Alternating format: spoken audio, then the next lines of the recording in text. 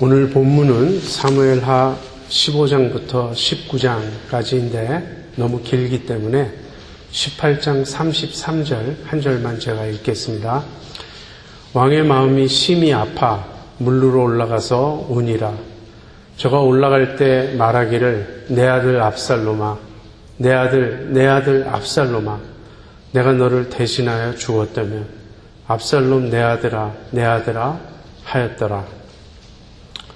오늘 설교는 압살롬의 반역에 대한 것입니다. 밧세바 사건 이후로 다윗의 삶은 계속해서 내리막길이었습니다. 여러 가지 사건이 많았지만 그중 가장 큰 사건은 오늘 저희들이 상고하고자 하는 압살롬의 반역입니다. 압살롬의 반역은 사무엘하에 여러 장에 걸쳐서 기록된 매우 복잡한 사건입니다. 등장인물도 굉장히 많습니다.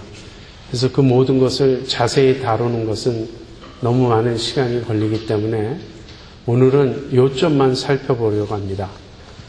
제 계획은 다음 주일로 다윗 설교를 마치는 것입니다.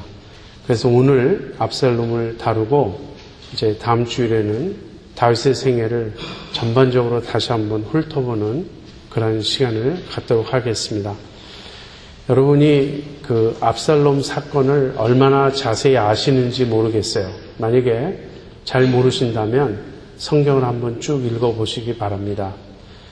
그렇다면 압살롬은 왜 반역을 했나? 이 압살롬 반역의 원인을 좀 생각해 볼 필요가 있습니다. 압살롬의 그 반란 사건은 그 전에 암논이 압살롬의 누이인 다말을 겁탈하는 데서 시작이 됩니다. 암논은 압살롬과 다말의 그 이복 형제예요. 다윗의 맏아들로서 어머니가 다른 그런 형제입니다. 그런데 그 암논이 자기 이복 누이 다말을 마음에 연모하게 되었어요. 그래서 겁탈을 합니다. 그런데 겁탈을 한 후에는 성경은 어떻게 기록하냐면 그 암논이 다말을 좋아했던 그 이전 감정보다 훨씬 더 강하게 이제 그녀를 미워하고 싫어하게 되었다. 그래서 막 쫓아내는 것이죠. 그 다말이 울면서 이제 집으로 돌아왔습니다. 이제 그 사실을 보고 압살롬이 마음이 이제 크게 분노를 느끼고 살의를 느낍니다. 그런데 아무리 압살롬이 기다려도 아버지 다윗이 암논에 대한 어떠한 행동도 취하지 않으시는 거예요. 그냥 덮어놓고 그냥 지나간 듯 합니다. 그렇게 2년의 세월이 지났어요. 그러자 이제 압살롬이 직접 꾀를 내어서 암논을 죽이는 그런 일을 벌입니다. 압살롬은 암논을 죽이고 나서 이제 그 술로 도피를 합니다. 그 술은 그 압살롬의 어머니인 마아가의 고향이에요. 그래서 자기 외조부에게 도피 생활을 하는 거죠. 외조부한테 가서 거기서 머뭅니다. 그러다가 이제 거기서 3년 만에 다시 이제 요압의 그런 중재로 이제 다시 돌아올 수 있게 돼요. 그런데 다윗이 자기 아들 압살롬이 돌아오는 것까지는 허락을 하는데 만나주지를 않습니다. 그래서 돌아왔지만 아버지가 자기를 보지 않으니까 이제 그때부터 이제 압살롬이 마음에 앙심을 품게 됩니다. 그러다가 이제 아버지가 나중에 이 압살롬을 만나주는데 그로부터 4년의 시간이 지나요. 그 4년 동안 압살롬은 계속해서 모반을 계획하는 것입니다. 그리고 마침내 때가 무르익자 압살롬은 반란을 일으킵니다. 오늘 그 이야기를 살펴보려고 합니다. 이 압살롬의 반역의 대강의 이야기는 이런 식이에요. 압살롬은 몇 년 동안, 아까도 말씀드린 대로 4년 동안 백성의 마음을 훔칩니다. 그래서 이렇게 성 앞에 앉아서 재판을 받으러 오는 사람이 있으면 그 사람에게 얘기를 듣습니다. 그리고는 내 말이 옳고 내가 만약에 재판관이었다면 내 편을 들어주겠는데 아쉽게도 그러한 사람이 없구나. 이런 식으로 그 사람들의 마음을 도적질하는 거죠. 그렇게 하기를 장장 4년 동안을 그렇게 했습니다. 그래서 온 이스라엘 백성의 마음을 압살롬이 다 훔친 것이죠. 그리고 나서 압살롬이 헤브론으로 내려갑니다. 아버지의 허락을 받아서 헤브론으로 내려가서는 거기서 자기가 왕이 되었다고 스스로 선포를 하는 거예요. 그리고 압살롬이 자기가 왕이 되었다고 스스로 선포를 하자 많은 사람이 압살롬을 따릅니다. 그런데 이 반역이 어느 정도 큰 규모로 진행되었냐면 다윗이 갑자기 위기를 느껴요. 위기감을 느끼고 우리가 급히 도망해야 하겠다. 그렇지 않으면 아무도 살아남지 못하리라.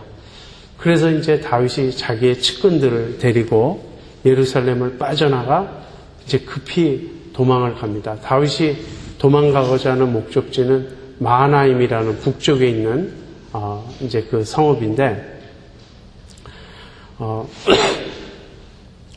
그렇게 도피를 시작하면서 이제 다윗과 함께 떠나려고 하는 다윗의 모사 후세가 있었습니다. 그 후세라는 사람, 그리고 또 아이도벨이라는 뛰어난 지략가가 있었어요.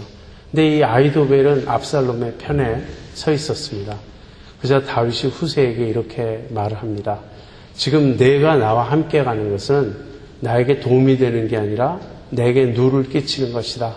그니 너는 돌아가서 압살롬 곁에 머물면서 거기서 아이도벨의 모략을 그것을 방해하라.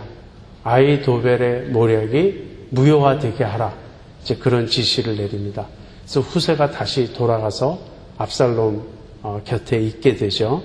결국 이 후세의 모략이 이제 성공을 해서 아이도벨의 계략이 꺾이고 압살롬이 후세의 말을 따릅니다. 이제 그러다가 후세 말대로 했다가 압살롬이 결국은 다윗의 군대에게 패해서 목숨을 잃는 그것이 이제 이 이야기의 전말입니다. 더 자세한 것은 여러분이 성경을 직접 읽어보시기 바랍니다. 이보다 훨씬 더 많은 내용이 담겨져 있고 또 굉장히 재밌어요. 이 이야기는 아주 흥미진진한 그런 이야기입니다.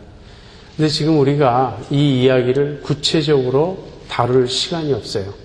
또 여기서 많은 교훈을 얻을 수 있지만 제 오늘 설교의 목적은 그것과는 좀 다릅니다. 이 압살롬 사건을 한번 전체적으로 보자는 거예요. 전체적으로 보아서 여기서 어떤 교훈을 얻을 수 있겠는가 하는 것입니다. 두 가지로 접근을 하려고 합니다. 첫 번째는 다윗의 초점을 맞추는 거예요. 도대체 다윗이 무엇을 잘못했나? 왜 이 압살롬이 반역을 일으키게 되었나? 이 다윗의 실책은 무엇이고 또 거기서 다윗이 어떻게 회복할 수 있었는가? 여기서 다윗의 믿음의 어떤 행동, 믿음의 결단 이런 건 무엇이었나? 이 다윗 쪽을 먼저 생각을 해보겠습니다. 그 다음에는 이 이야기의 진정한 주인공은 사실 하나님이십니다. 이 모든 것은 하나님이 허락하셨기 때문에 일어나는 일이고 하나님의 목적을 두시고 행하신 일입니다. 그래서 두 번째로는 우리가 하나님 사이드를 좀 살펴보려고 합니다. 이 일을 통해서 하나님은 도대체 무엇을 성취하고자 하셨나? 그리고 그것이 다윗의 삶에 어떤 영향을 미치게 되었나? 그리고 결론적으로 우리는 그렇다면 다윗의 이 이야기에서 압살롬의 반역 사건에서 무엇을 배울 수 있는가? 이런 점들을 차례대로 생각을 해보겠습니다. 먼저 다윗의 그 실책은 어디서 시작되죠? 가정을 잘 다스리지 못했다는 그 점에서 시작이 됩니다. 여러분, 왕은 한 국가의 지도자입니다. 근데 국가의 지도자는 그보다 작은 단위인 가정을 잘 다스려야 하죠. 교회에서도 장로의 직분, 감독의 직분을 이렇게 주려고 할 때는 자기 집안을 잘 다스리는 자여야 한다는 조건이 붙습니다. 자기 집안도 제대로 다스리지 못하면서 어떻게 하나님의 집을 다스릴 수 있겠는가? 이것이 이제 논리입니다. 그래서 왕도 먼저 자기 집을 잘 다스려야 돼요. 그런데 다윗은 자기 집을 잘 다스리지 못했습니다. 아까도 말씀드린 암논 사건이 있었어요. 여러분, 암논이 자기 이복 누이를 겁탈하고 그 다음에는 실어서 내쫓는 이 행동은 있을 수 없는 일이죠. 오늘날에 만약에 이런 일이 벌어진다면 또 성폭행 이 사건으로 신문에 아주 톱 뉴스가 될 것입니다. 여러분, 레위기에 보면 근친상간은 돌로 치게 되어 있었어요. 아무리 배가 다르다 하더라도 다말은 자기의 누이 동생입니다. 근데 자기의 누이를 겁탈한다는 것, 이건 사실 있을 수 없는 일이에요. 근데 겁탈할 뿐 아니라 또 실어서 구박하고 내어쫓는 그런 이중적인 태도를 취했습니다. 그런데 문제는 다윗이 아무 말도 하지 않았다는 거예요. 아마 압살롬이 다윗이 암논을 호되게 책망하고 거기에 응당한 어떤 합당한 벌을 내렸다면 압살롬 스스로 자기 형을 죽이고자 하지 않았을지도 모르죠. 다윗은 내버려 두었어요. 그냥 아무 일도 하지 않고 그냥 넘어갔습니다. 그래서 압살롬이 이제 자기 형을 직접 죽이기로 결심을 한 것이죠. 그 다음에 이제 두 번째는 이제 압살롬이 자기 형을 죽이는 이제 그런 일이 일어난 것이죠. 그런데 이 자녀들을 제대로 징계하지 못할 뿐 아니라 다윗은 기본적으로 자녀들에 대해 대단히 무심했던 것 같습니다. 암논을 징계하지 않은 것도 다윗이 관대해서라기보다는 그런 일로 골치를 썩는 일을 싫어했던 것이죠. 압살롬에 대해서도 마찬가지입니다. 압살롬을 계속 방치해 두는 거예요. 여러분, 압살롬과 마지막으로 화해하고 나서 압살롬이 반란을 일으키기까지 몇 년의 시간이 지났는 줄 아십니까? 그 이전에도 압살롬을 그냥 계속 내버려 둬서 압살롬이 아버지를 한번 만나려고 요압의 그 밭에 불을 지르는 그런 행동까지 하지 않습니까? 그런데 압살롬이 아버지와 화해하고 나서도 4년 동안 은밀히 이 반역을 꾀합니다. 사람들의 마음을 다 훔치는 것이죠. 그 기간 동안 다윗은 압살롬에게 한 번도 주목하지 않습니다. 압살롬은 지금 어떻게 지내는가? 그가 행하는 일은 무엇인가? 이런 데 전혀 관심이 없는 거예요. 한마디로 가정에 대해서 굉장히 등한히 여기고 무관심했던 사람입니다. 두 번째는 백성들의 마음을 얻지 못했어요. 가정을 제대로 다스리지 못하니까 국가도 제대로 다스리지 못한 것입니다. 다윗의 지금 생각은 도대체 어디에 가 있는 것일까? 본문을 읽으면서 그런 생각을 자꾸 하게 됩니다. 여러분, 압살롬이 반역을 일으켰을 때 굉장히 많은 수의 사람이 거기에 동조합니다. 무슨 말이죠? 다윗에게서 이미 마음이 떠나 있었다는 거예요. 백성들의 마음이 떠나 있었고 심지어는 다윗의 지파인 유다 족속들조차도 그 가운데 상당한 수가 압살롬을 추종했던 것을 우리가 볼 수 있습니다. 이 기간 동안에 도대체 다윗은 무엇을 하고 있었나? 국사를 돌보고 있었나? 백성들의 마음을 살피고 있었나? 이제 이런 의문이 듭니다. 이런 것들이 다윗의 실책이었어요. 자녀를 제대로 가르치지 못하고 가정을 등한시 여기고 더군다나 백성들의 마음까지도 얻지 못하는 이제 그러한 상태에 있었습니다. 그러다가 이제 압살롬이 반역을 일으키고 이제 위기 상황이 닥치죠. 근데 이 위기 상황에서 다윗은 이제 다시 믿음으로 행동하게 됩니다. 여러분, 다윗이 예루살렘을 떠나고자 할 때 사독과 아비아달이라는 그 두 제사장이 언약궤를 메고 다윗을 따라옵니다. 지금 다윗 왕이 이스라엘의 그 정통성을 가지고 있는 그 왕권의 정통성을 가지고 있는 왕이 이렇게 예루살렘을 떠나고자 하니까 이 제사장들이 생각할 때 당연히 언약궤를 메고 왕의 뒤를 따라가야 한다고 생각했던 것이죠. 왜냐하면 다윗 왕은 하나님이 직접 세우신, 하나님이 기름 부어 세우신 하나님의 종이라는 확신을 가지고 있었으니까.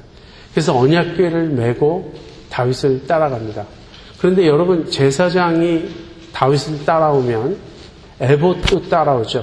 에봇이란 이 제사장들이 입는 겉옷인데 그 에봇에는 이 우림과 둠밈이라는 판결 흉패가 붙어 있습니다. 판결 흉패 안에 우림과 둠밈이라는 두 돌이, 검은 돌, 하얀 돌이 거기 담겨져 있죠. 다윗은 그 우림과 둠밈을 통해서 하나님의 뜻을 여러 차례 물었고 응답을 받았던 그런 사람입니다. 그러니까 제사장이 언약궤를 메고 다윗을 따라온다는 것은 다윗에게 있어서 단 한 가지 이것만큼은 내가 놓을 수 없다라고 생각하는 굉장히 중요한 조건입니다. 만약에 언약궤만 함께 한다면, 제사장만 자기를 따라온다면, 에봇이 자기와 함께 있다면 다윗이 어디로 가도 거기에 정통성이 있는 거예요. 다윗이 있는 그곳에, 언약궤와 제사장과 에봇이 있는 그곳에 하나님이 함께 하시는 것입니다. 근데 다윗은 돌아가라 그래요. 언약궤를 맨 제사장들에게 궤를 메고 예루살렘으로 돌아가라. 왜 그렇습니까? 다윗이 이렇게 고백을 합니다. 15장 25절 26절이에요. 왕이 사독에게 이르되 하나님의 궤를 성으로 도로 메어가라. 만일 내가 여호와 앞에서 은혜를 얻으면 도로 나를 인도하사 내게 그 궤와 그 계신 데를 보이시리라. 그러나 저가 말씀하시기를 내가 너를 기뻐하지 아니한다 하시면 종이 여기 있사오니 선히 여기시는 대로 내게 행하시옵소서 하리라. 다윗은 언약궤를 또는 제사장이 입고 있는 에봇을 일종의 부족으로 여기지 않았습니다. 내가 언약궤만 가지고 있다면, 언약궤가 나와 함께하기만 한다면 하나님의 보호는 자동적으로 나에게 주어질 것이다. 다윗은 그렇게 생각하지 않았습니다. 다윗의 신앙에는 결국은 궤가 중요한 것이 아니고 에봇이 중요한 것이 아니고 그것들의 주인 되신 하나님, 그분이 나를 기뻐하시는가, 그분이 나를 받아주시는가, 여기에 초점이 있었던 것이에요. 그래서 다윗은 언약궤를 돌려보냅니다. 그러면서 나중에 하나님이 참으로 나를 기뻐하신다면 나를 궤 있는 대로 돌아오게 하실 것이다. 그리고 나에게 뭐라 그러죠? 그 궤 있는 데를 보이시리라. 그러나 저가 말씀하시기를 내가 너를 기뻐하지 아니한다 하시면 종이 여기 있사오니 선히 여기시는 대로 내게 행하시옵소서. 내가 그렇게 대답할 것이다. 이렇게 말을 합니다. 지금 다윗은 쫓겨나고 있어요. 그렇다면 다윗이 묻는 첫 번째 질문은 무엇이죠? 지금 하나님이 나와 함께 하시는가? 이것이 하나님의 징벌인가? 나의 어떤 결점과 나의 어떤 문제점 때문에 하나님이 지금 나를 책벌하시고 나를 외면하시는 건가? 당연히 이런 생각이 다윗의 마음속에 들었겠죠. 그렇다면 하나님이 나를 용서하시고 나를 기뻐하실 때까지 인위적으로 내가 궤에 매달리거나 에봇을 붙잡거나 하진 않겠다 하는 다윗이 생각을 했던 것입니다. 이것은 굉장히 아름다운 믿음의 태도입니다. 정말 하나님만을 신뢰하고자 하는 그런 태도예요. 그 다음에 마지막으로 다윗은 자신의 고난을 하나님의 징계로 받아들였습니다. 16장 10절에 이런 말씀이 있어요. 왕이 가로되 스루야의 아들들아 내가 너희와 무슨 상관이 있느냐? 저가 저주하는 것은 여호와께서 저에게 다윗을 저주하라 하시니 내가 어찌 그리하였느냐 할 자가 누구겠느냐? 다윗이 예루살렘을 떠나갈 때 시므이라고 하는 사울 족속에 속한 사람이 있었습니다. 게라의 아들 시므이라고 하는 그 사람이 이제 강가까지 쫓아나와 가지고 다윗을 욕하고 비난합니다. 너 피 흘린 자요, 너 비루한 자요, 가라 가라 막 막 이렇게 욕을 하는 거예요. 그러자 다윗의 옆에 있었던 장군 아비새, 스루야의 둘째 아들입니다. 첫째 아들은 요압이고 둘째 아들이 아비새인데 이 아비새가 말합니다. 저 죽은 개가 어찌 내 주를 욕하도록 내버려 두겠습니까? 왕께서 명하시기만 하면 내가 건너가서 저를 당장에 죽이겠습니다. 사실 아비새로서는 너무나 당연한 반응입니다.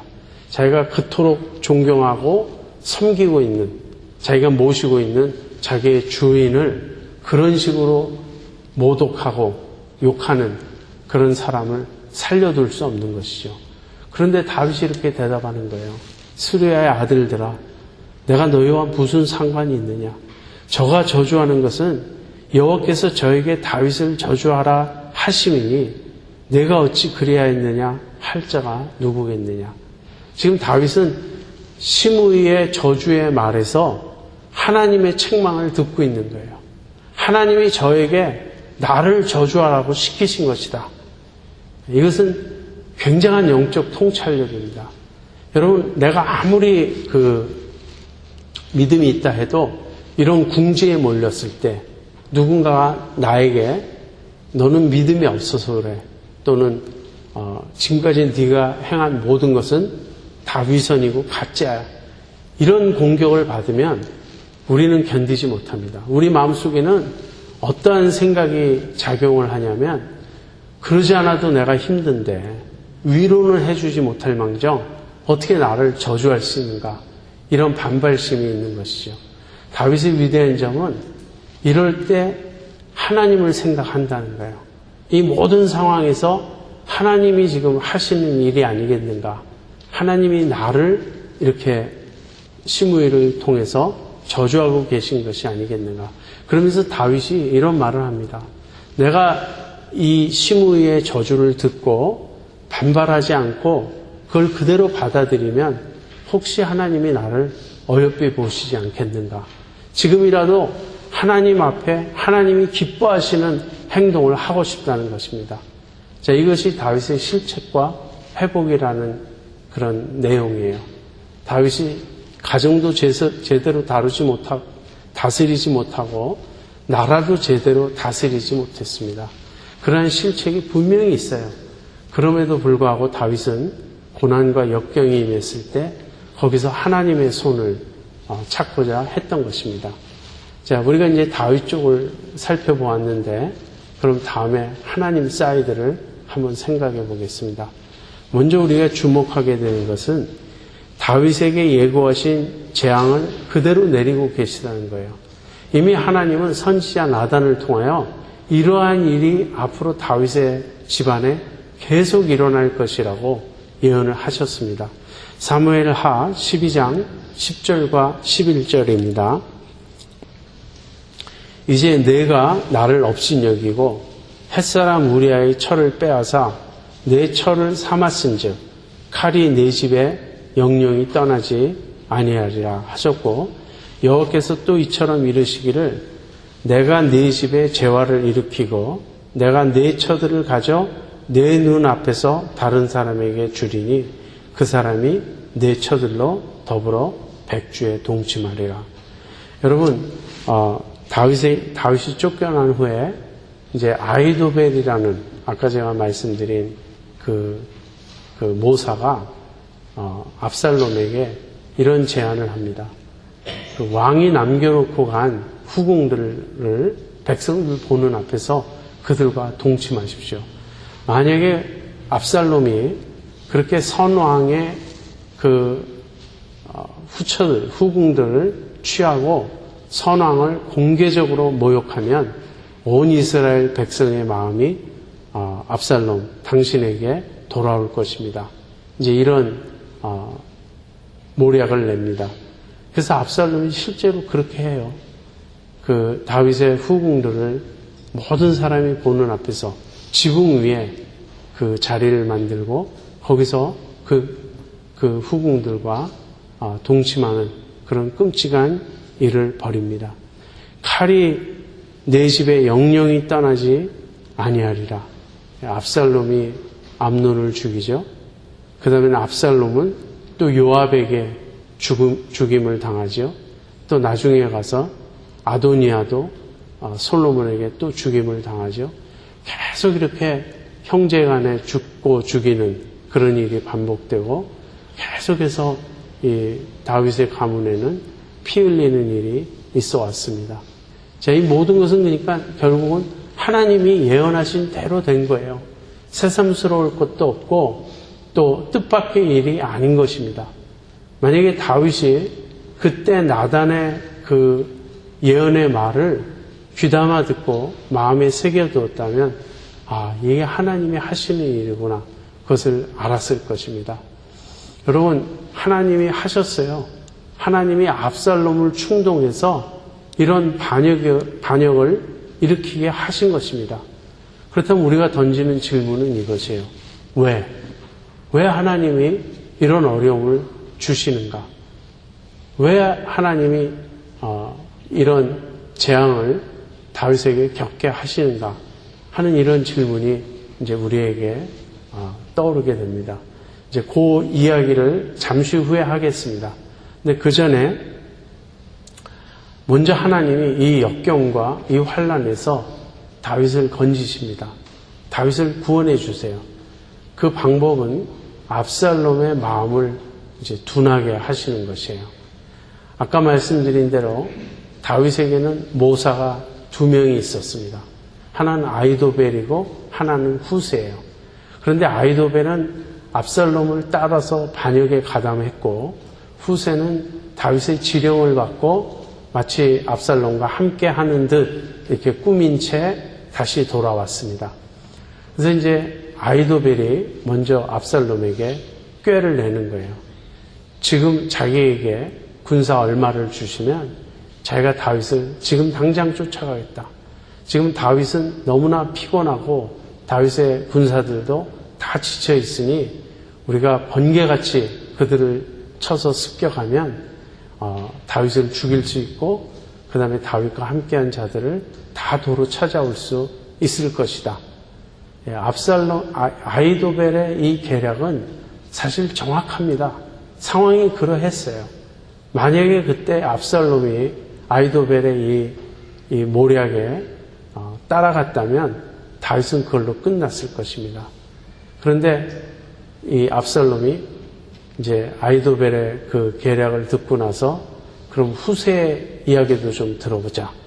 그리고는 후세를 불러서 아히도벨의 계략은 이러한데 너는 어떻게 생각하느냐 이렇게 묻습니다.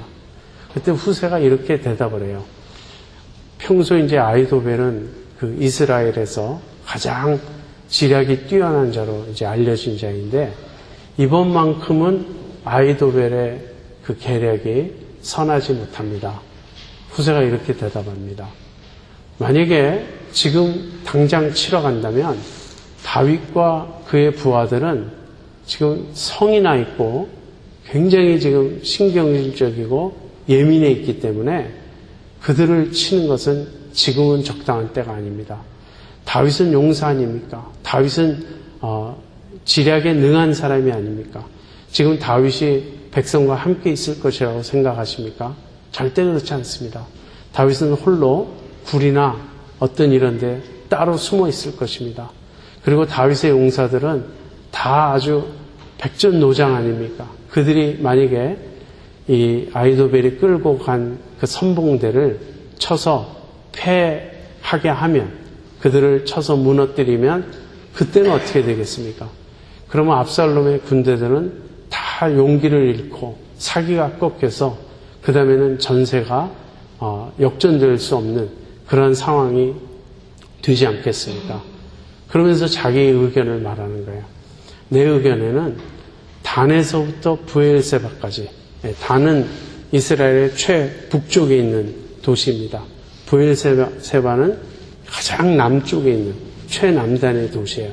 그러니까 단에서 브엘세바라는 표현은 우리나라식으로 얘기하면 백두산에서 한라산까지 그런 식이에요. 그 전 이스라엘의 영토를 다 포함해서 일컫는 말입니다. 단에서 브엘세바까지 온 이스라엘 백성 가운데 군사를 뽑아야 합니다. 그래서 정말 이 하늘의 별처럼 많은 그런 군사를 모집해서 그 다음에 마치 이슬이 들판에 내리는 것처럼 아주 한꺼번에 다윗과 그의 부하들을 덮치는 것입니다. 그렇게 하면 꼼짝없이 다윗과 그의 모든 부하들이 다 항복하고 말 것입니다. 우리가 다 그들을 죽이고 무찌를 수 있습니다. 그런데 얼핏 들으면 이것도 굉장히 좋은 아이디어 같아요. 근데 사실은 후세의 모략은 다윗에게 시간을 벌어주는 것이었습니다. 지금 당장 압살롬이 쫓아가면 다윗은 견뎌낼 수가 없어요. 그만큼 지쳐있고 전의를 상실한 그런 상태입니다. 그러니까 시간을 벌어주자는 거예요. 단에서 브에세바까지 군대를 모으려면 얼마나 많은 시간이 걸리겠습니까? 그런데도 불구하고 압살롬은 이번에는 후세의 지략이 아히도벨보다 낫다. 이렇게 생각을 하게 된 겁니다. 압살롬뿐 아니라 거기 있던 모든 사람이 그렇게 생각을 했어요. 이것은 하나님이 하신 일입니다. 하나님이 이 압살롬의 마음을 둔하게 해서 두 계략 가운데 후세의 계략을 따르게 했던 것이죠. 그 결과는 여러분이 잘 아는 대로입니다. 그래서 그 17장 14절에 이렇게 말합니다. 압살롬과 온 이스라엘 사람들이 이르되 아렉 사람 후세의 모략은 아히도벨의 모략보다 낫다 하니 이는 여호와께서 압살롬에게 화를 내리려 하사 아히도벨의 좋은 모략을 파하기로 작정하셨습니다. 결국 이 후세의 말을 듣고 아히도벨의 모략을 따르지 않았기 때문에 압살롬은 죽게 되는 것입니다. 그래서 이제 결국 이 다윗을 압살롬의 손에서 하나님께서 구원해 내십니다. 자, 이제 하나 더 생각해 볼 것은 이 모든 일은 하나님이 하신 일이다. 하나님이 예고하신 그대로 이 재앙이 다윗에게 임한 것이다. 그 점을 우리가 살펴보았고요. 그 다음에 그 재앙 속에서 압살롬의 마음을 둔하게 하심으로써 다윗을 압살롬의 손에서 건져내셨다. 하나님이 하신 일 두 번째를 살펴보았습니다. 근데 이제 우리가 살펴보려 하는 정말 중요한 점은 세 번째예요. 한마디로 다윗을 연단하시는 겁니다. 왜 이 모든 일이 있었는가? 거기에는 한두 가지 그 목적을 말할 수는 없습니다. 여러 가지가 복합적으로 섞여 있었을 거예요. 그러나 그 중에 가장 두드러진 하나의 목적은 하나님이 다윗을 연단하시고자 했던 것입니다. 그런데 다윗이 받아야 될 연단의 내용은 실제로 무엇일까요? 무엇이 다윗에게 가장 중요한 연단이요? 징계였을까요? 여러분, 다윗이 국사를 소홀히 했다든지 가정을 잘 돌보지 못했다든지 그런 것도 문제였습니다. 그러나 다윗의 마음속에는 하나님보다 더 집착하는 무엇이 있었어요. 그 무엇이 무엇이죠? 압살롬이에요. 다윗이 압살롬을 철저히 징계하지 못한 것, 그리고 심지어는 이 마지막 순간에 이스라엘과 이제 압살롬의 군대와 다윗의 군대가 싸움을 벌이는데 다윗이 자기의 군사 장군들에게 이런 부탁을 합니다. 나를 보아 내 아들 압살롬을 너그럽게 대해다오. 이 말을 합니다. 여러분, 이 말을 하는 것은 싸우라는 말입니까? 싸우지 말라는 말입니까? 지금 최선을 다해서 싸워도 이길지 못 이길지 알 수 없는 그런 상황이에요. 그런데 다윗을 생각해서 슬슬 싸우라. 압살롬을 좀 잘 대해주라. 이런 말은 사실 왕이 할 수 있는 말은 아닙니다. 그럼에도 불구하고 다윗은 그런 말을 합니다. 한마디로 하나님은 다윗에게서 압살롬을 빼앗는 것, 그것이 지금 하나님이 계획하신 일이에요. 먼저 압살롬을 심판하십니다. 여러분, 압살롬에 대해서 한번 생각해 보죠. 어떤 분은 압살롬, 그러니까 진짜 이름이 딱 맞다고 압살할 놈이라고 막 그렇게 이제 말을 하는데, 세상에 이렇게 나쁜 놈이 어디 있습니까? 자기 아들이라고 감싸고 그 정에 못 이겨서 슬퍼하고 그러는 건 이해할 수 있지만, 이 압살롬은 첫째, 자기 누이 동생이 겁탈당했다 그래서 자기 형을 죽인 사람이에요. 자기 형을 죽일 때도 그냥 즉흥적으로 죽인 게 아닙니다.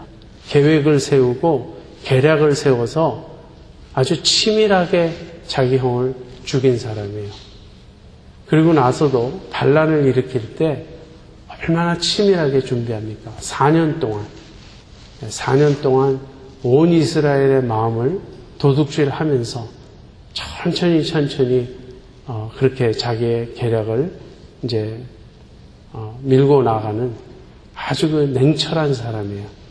압살롬은 충동적이고 어떤 자기 혈기에 못 이겨서 광분하는 그런 사람이 아니고 아주 지성적이고 아주 그 냉정한 그런 사람입니다. 그 사람이 지금 어떤 목적을 품었어요? 압살롬의 목적은 무엇이죠? 다윗을 죽이는 거예요. 다윗의 왕권을 단지 빼앗는 정도가 아니라 다윗을 죽이고 다윗을 모독하고 다윗의 모든 것을, 그의 명예와 그의 처들과 그의 아무튼 모든 것을 다 빼앗고자 마음을 먹은 것입니다. 여러분, 다윗이 압살롬의 아버지잖아요. 자기 아버지를 그냥 아버지를 몰아내고 내가 왕이 되겠다, 권력욕에 사로잡히면 그러는 사람들도 역사를 보면 많이 있었죠. 그러나 단지 아버지를 쫓아내고 아버지의 왕권을 내가 빼앗는다는 데서 그치지 않고 철저히 다윗을 짓밟고 무너뜨리려고 계획했던 그런 사람입니다. 한마디로 다윗과는 전혀 다른 유형의 사람이었고, 목적을 위해서는 순한 방법을 가리지 않는 사람이었습니다. 그리고 결정적으로 이 압살롬의 문제는 무엇이냐면 하나님이 안중에도 없는 사람이에요. 이 모든 일에 있어서 압살롬은 하나님을 두려워하지 않습니다. 하나님을 두려워하지 않을 뿐 아니라 하나님을 전혀 개의치 않아요. 하나님이란 존재가 압살롬에게는 없는 것과 같습니다.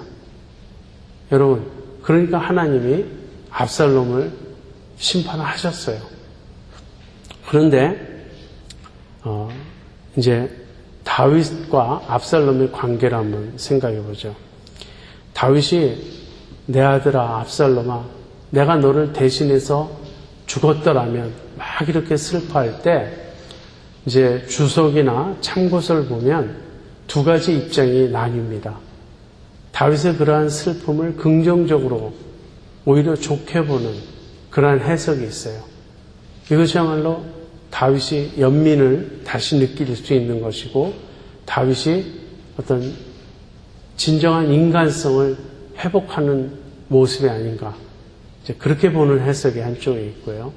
다른 쪽은 이것이야말로 다윗이 마지막까지 놓기 힘들었던 그런 다윗의 우상이라고 그렇게 보는 해석이 또 하나 있습니다. 그런데 여러분, 저는 이면을 생각해 보라는 거예요. 여러분, 다윗이 압살롬의 그 육체적 죽음, 피지컬 데스를 놓고 지금 애통하고 통곡하고 있는데, 압살롬의 영적 죽음에 대해서 다윗은 별로 반응하지 않아요. 진짜 문제가 뭐죠? 제일 큰 문제가 뭐죠? 다윗의 아들들이 오늘식으로 이야기하면 한 사람도 크리스찬이 아닌 것 같다는 거예요. 암논도 그렇고 압살롬도 그렇고 뒤에 나오는 아도니아도 그렇고, 솔로몬은 좀 다른 인물이었지만, 그런 식으로 자기들이 왕이 되는 그 일에만 집착하고 있고, 자기들의 욕심을 성취하는 그 일에만 집착하고 있고, 하나님의 법도대로 살겠다, 하나님의 뜻대로 살겠다, 하나님을 두려워한다, 이런 면이 조금도 없는 그러한 자식들인 것입니다. 한마디로 철저하게 이교도적 아닙니까? 여기 어디 여호와 신앙이 있습니까? 여기 어디 하나님을 경외함이 있습니까? 그런 자식들이 된 거예요. 그렇게 성분이라고 추앙받는 하나님의 마음에 합한 사람이라고 칭찬들었던 전심으로 하나님을 사랑하고 구했던 하나님의 사람 다윗의 아들들이 완전히 불신자인 거예요. 하나님은 안중에도 없는 그런 사람이 된 거예요. 그렇다면 다윗이 진정 슬퍼해야 될 일은 무엇이죠? 그 아들의 죽음이 아니에요. 육체적 죽음, 피지컬 데스가 아니고 그 아들의 영적인 죽음인 것입니다. 여기서 내 아들 압살롬아, 내 아들 압살롬아 이렇게 말하면서 내가 너를 대신해서 죽었어야 하는데 내가 죽다니 하고 슬퍼할 것이 아니고 어찌하여 내가 악에 빠졌느냐, 어찌하여 내가 그렇게 하나님을 경외하지 않는 불경한 길로 가게 되었느냐, 어떻게 내가 그 죄악의 길로 가게 되었느냐, 이것이 다윗의 통곡이어야 하지 않겠습니까? 저는 그런 생각이에요. 여러분, 조승희 사건을 기억하죠? 정말 충격적인 사건이었습니다. 근데 조승희 사건을 보면서 저는 이런 생각을 했어요. 조승희도 정말 힘든 사람이지만 그 부모님의 마음은 어떨까? 조승희를 둔 부모님의 그 마음은 어떨까? 자기 아들이 저지른 그 끔찍한 죄악에 대해서 어떤 변명을 하거나 뭐 용서를 구하거나 그런 것 이전에 내 아들이 정말 맞나? 내 몸에서 저런 아들이 태어났는가? 도대체 내가 교육을 어떻게 했길래 내 아들이 저런 상태에 빠졌는가? 그것이 충격이지 않겠습니까? 저는 그 사건을 보면서 이런 생각을 했어요. 만약에 내 아들이 저 장면에 들어간다면 내 아들은 조승희가 되지 말고 조승희가 쏜 총에 맞아 죽는 쪽이 됐으면 좋겠다고. 조승희가 쏜 총에 맞아 죽는 쪽이라면 나는 너무 행복하겠어요. 내 아들이 그런 끔찍한 범죄를 저지르지 않고 그 악에 빠지지 않고 내 아들이 하나님을 믿는 그런 상태에서 차라리 억울하게 죽임을 당하는 그쪽이라면 좋겠다는 생각을 100번도 더 했습니다. 여러분 그렇지 않습니까? 여러분의 자식들이 불경한 채 하나님을 무시한 채 하나님을 믿지도 않은 채 세속적인 가치관에 사로잡혀서 법도 마음대로 어기고 세상 사람들이 지탄을 받아 마땅한 그런 라이프 스타일을 가지고 살아가면서 여러분의 자식들이 세상에서 잘되고 성공하고 돈 많이 벌고 그러기를 바라십니까?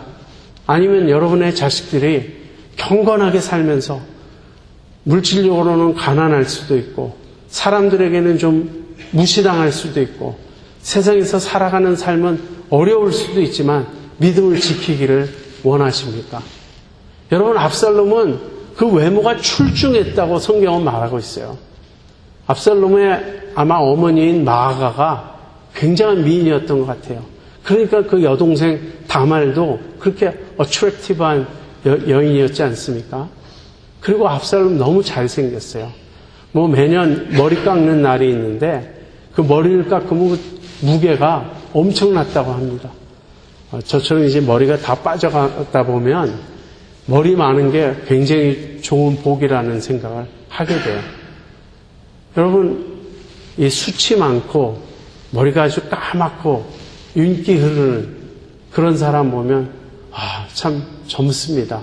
참 좋군요. 우리가 그렇게 말하게 되잖아요. 나이가 들어가면서 매일 우리 고민하는 게 뭐죠? 아침이면 베개 밑에 머리카락이 우수수 빠져나가는 그런 게 우리의 고민 아닙니까? 그런데 압살롬은 아주 수치 많았어요. 그리고 머리가 아주 잘 자랐던 사람입니다.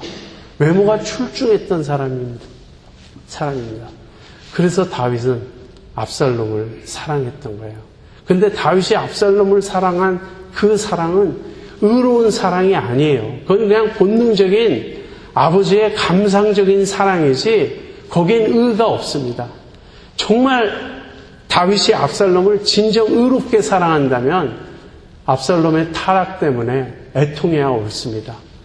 그야말로 정말 금식하고 기도해야 될 제목이고 그것이야말로 밤새 부르짖으며 하나님을 찾아야 될 그런 기도 제목 아닙니까? 다윗은 그러질 않았어요. 다윗은 압살롬에게 한마디로 얘기하면 집착하고 있었던 것입니다.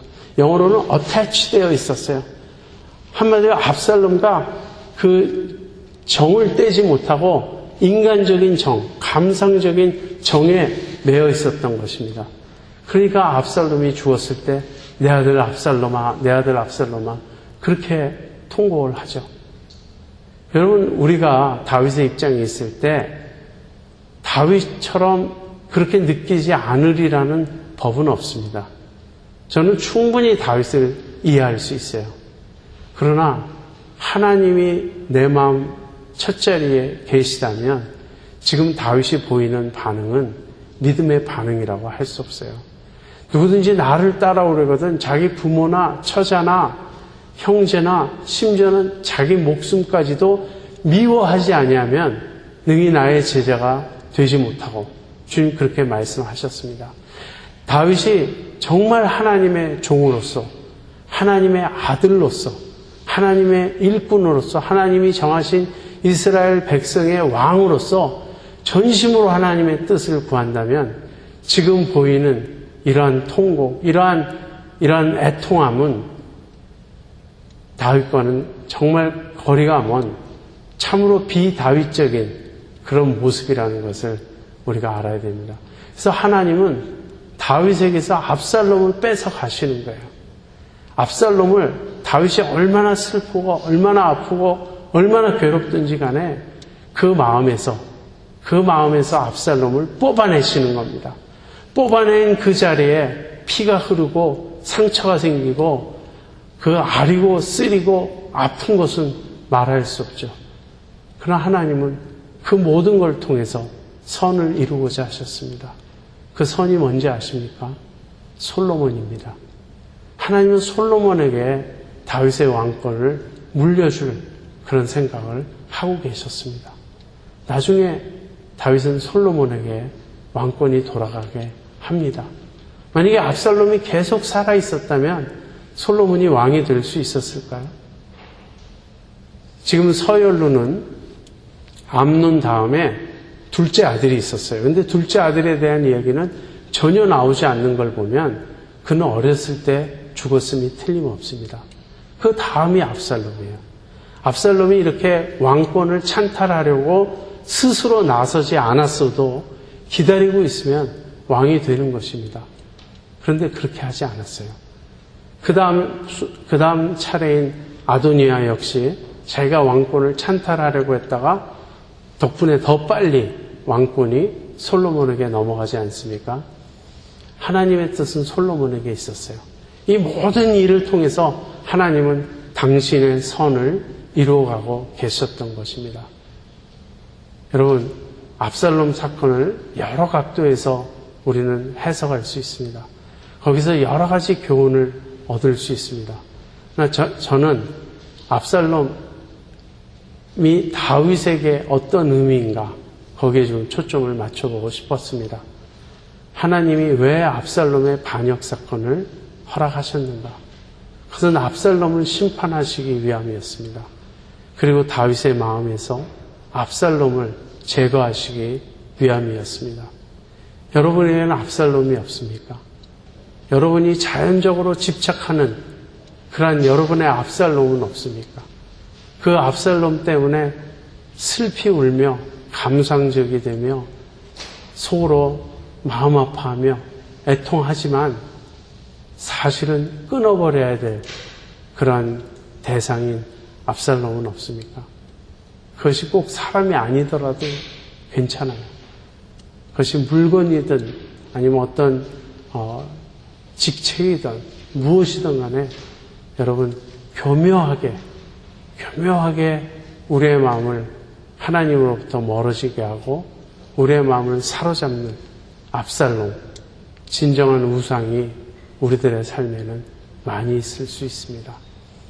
여러분, 압살롬을 하나님이 뺏어가실 때, 하나님이 뺏기를 원하실 때 여러분 아무리 힘들어도 우리가 드려야 합니다. 드릴 때 우리는 솔로몬을 얻게 됩니다. 우리 같이 기도하겠습니다.